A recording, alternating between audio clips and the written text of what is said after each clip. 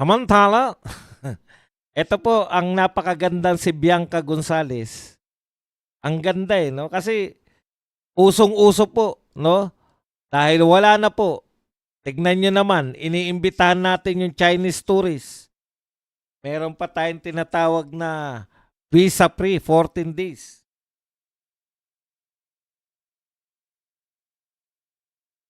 Exclusive para sa Chinese tourists. Wala pa rin. Wala pa rin turista. Si Auntie Claire nga nananawagan na eh. Sabi ni Auntie Claire, yung kayong mga OFW daw, maging tourist daw kayo sa sarili nating bansa. Tapos eto na real talk tayo ni Bianca. No? Wala nang nagsasabi nito eh. Sabi ni Bianca sa kanyang post sa Twitter o X ngayon. Meron siyang sinang-ayunan doon na pahayag. Sabi niya, how can you convince Filipinos to travel to other parts of the Philippines when it's cheaper to fly to Hong Kong, Singapore, or other ASEAN destinations? That it is to fly to some tourist destination in the Philippines. Mababasa sa post. Ayan. Mas mahal pa raw ang Siargao, sabi ni Bianca Gonzales, kaysa magpunta ka ng Hong Kong.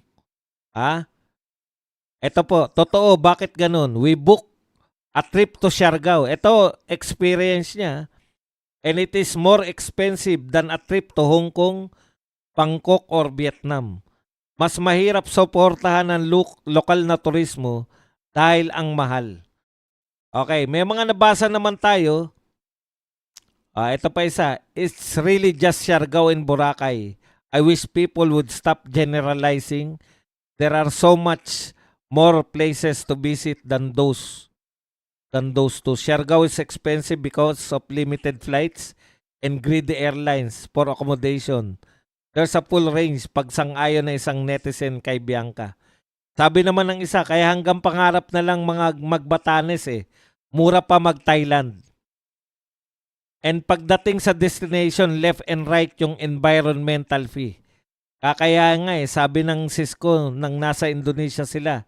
Ito po, iba-iba po ang nagsasalita nito Mga turista po to. Jakarta to Belitung, then Singapore. Ang mura ng ticket, sabi niya, bakit sa atin domestic flight sobrang mahal? Batanes nga, one way, 15K. Say naman ng isa. Okay. Matatandang kamakailan ng laman ng balita ang kinakasana ng Philippine Travel Agencies Association and Travel Tour Expo 2026 na layong mag-alok ng promos and discount dahil sa mga report na mas mahal ang domestic flights sa Pilipinas kontra sa ibang bansa.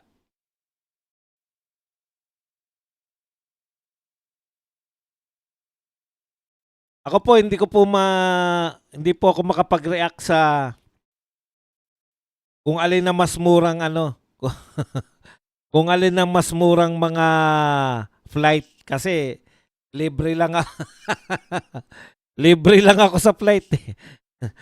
Ngayon pupunta po kami ng Vietnam ni Mrs. kasi teacher si Mrs. May uninterrupted 1 month vacation ng mga teacher. Pasalamat naman kayo kay BP Sara. Alam nyo, appreciate po ng mga teacher yan hanggang ngayon. Dati po, nung wala pa si BP Sara dyan, tawag lang po bakasyon. Kunwari, ang nagbabakasyon lang po noon talaga ay mga estudyante. Pero ang mga teacher po, naturingan lang pong bakasyon pero katakot-takot po yung mga seminar, katakot-takot po yung parang hindi ka rin nakapagbakasyon eh. Yung mga bata sa pasukan pagdating ng June, nakapagbakasyon na lahat, 'di ba? Kaya press na press sila. Yung mga teacher, haggard na kagad. Ano pa lang, unang araw pa lang ng pasukan, sa dami po ng pinagawa. Ngayon, nung dumating po si BP Sara, kita nyo po kung gaano kalawak yung pananaw ng Ali. No?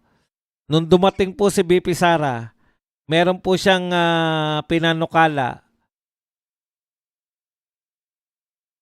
na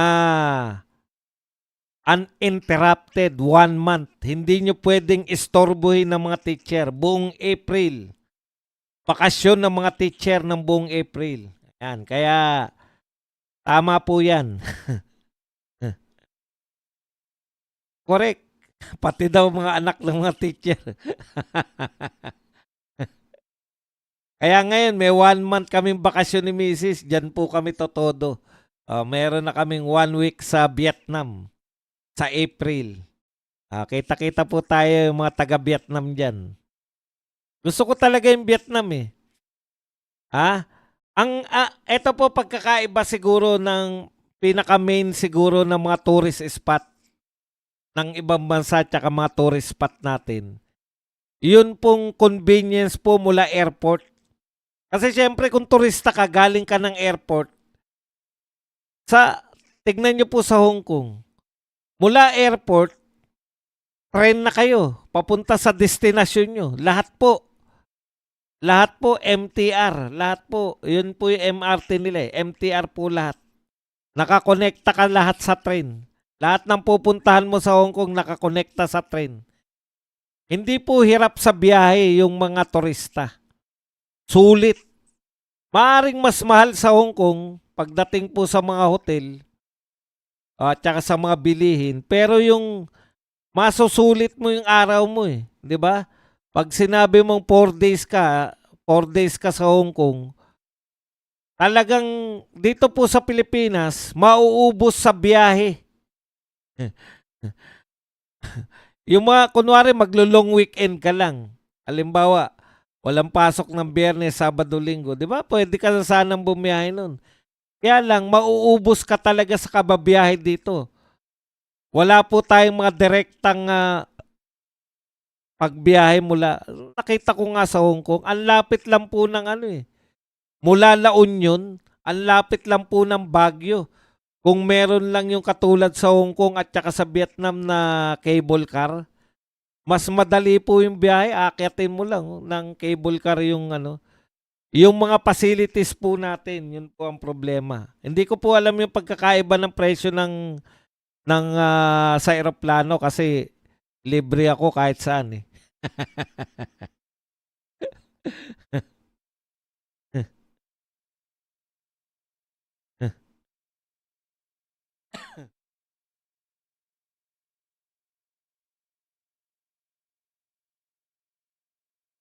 Kaya marami po, kung talagang ang turista po madadala, hindi lang po dapat promotion ng promotion ang pinagkakaabalahan ng DOTR.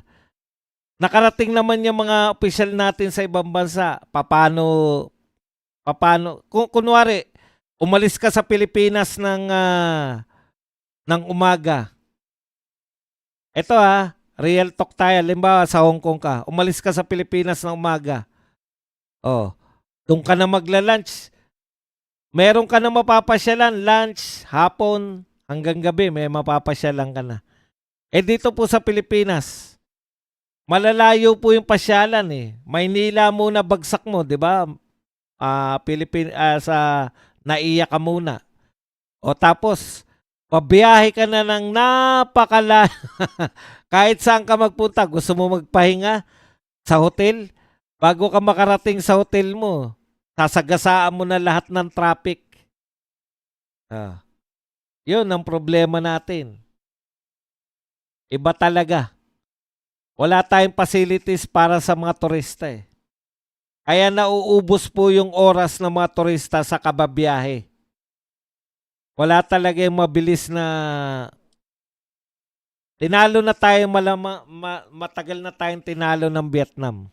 Ang bata-bata ng Vietnam nung kamakailan lang, gera pa dyan, di ba? Mga Vietnam War. Ngayon, wala na. Ang layo na ng Vietnam sa atin pagdating sa tourism. Eto tignan nyo sa bundok naglagay sila ng mga palasyo. Palasyo. Sa tuktok ng bundok naggawa sila ng parang Europe. Tapos ang pag-akit mo sa bundok, hindi ka babiyahe ng pasigsag-sigsag na kalsada para ka makarating sa tuktok. Hindi. Minuto lang nasa tuktukan na kasi cable car. Yun. Kaya iba talaga yung mga tourism. Sa Hong Kong naman, medyo may kamahalan pero masusulit ka sa dami mong mapupuntahan sa Hong Kong dahil lahat train system eh. Kahit saan ka gusto mo pumunta, mabilis ang biyahe dahil hindi ka matatraffic sa train.